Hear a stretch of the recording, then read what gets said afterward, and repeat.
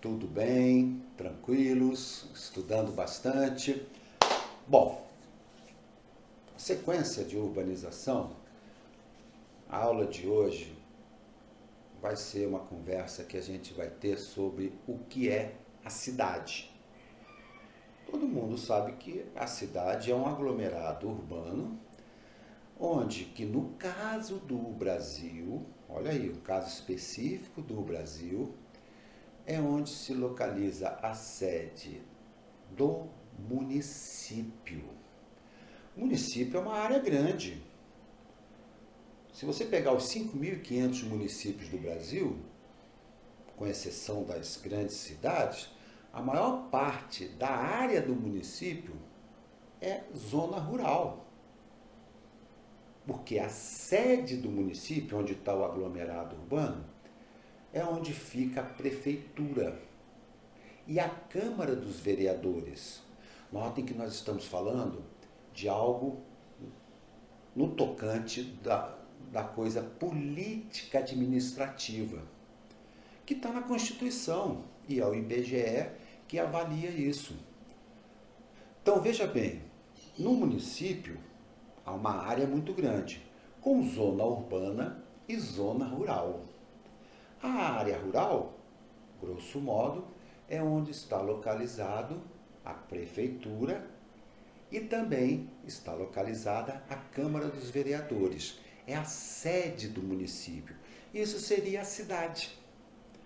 Só que aqui no Brasil existem algumas observaçõezinhas que a gente tem que fazer. Porque para alguns estudiosos da demografia urbana, o Brasil acaba avaliando errado o que diz respeito ao que é população urbana e o que é população rural. Vamos explicar. Primeiro,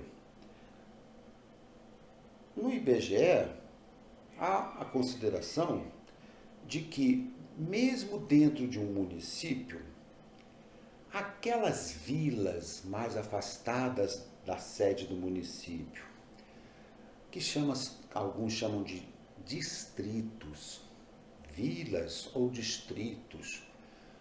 Alguns aqui também no Centro-Oeste, em Goiás, chamam de currutela. A outros chamam de povoados. São aquelas cidades que têm uma aglomeração urbana, mas é muito pequena. Às vezes não chega a 1.000 pessoas. Ali também é considerado cidade. Ou seja, quem vive nessa área está dentro da população urbana. Considerado população urbana.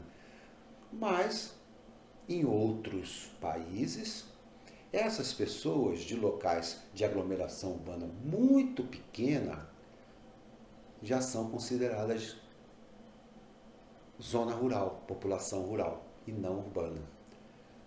Tudo bem? E esse perímetro urbano que a prefeitura considera, para muitos é uma forma dela, a prefeitura, arrecadar mais impostos. Porque todos vocês sabem que o imposto principal imposto da prefeitura é o IPTU, Imposto Predial e Territorial Urbano.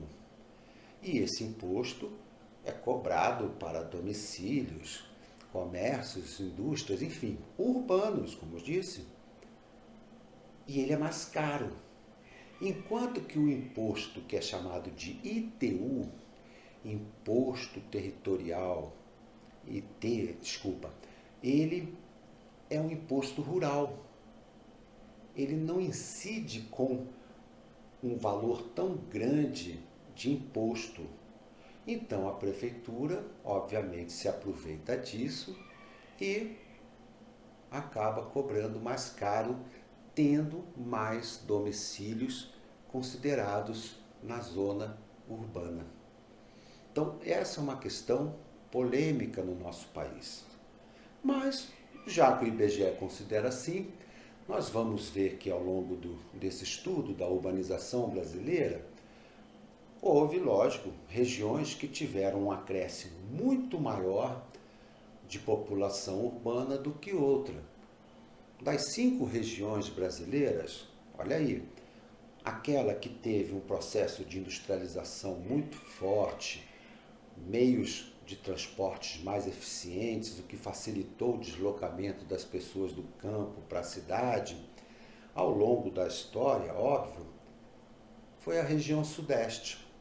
A região Sudeste tem hoje aproximadamente 93% de população urbana, que é um número muito grande, maior inclusive do que a maioria dos países desenvolvidos. Mas lembre-se, hein, pessoal, esse probleminha aí no que diz respeito a quem é população urbana e rural no Brasil, acaba dando um certo aí antagonismo de ideias. Mas não tem problema.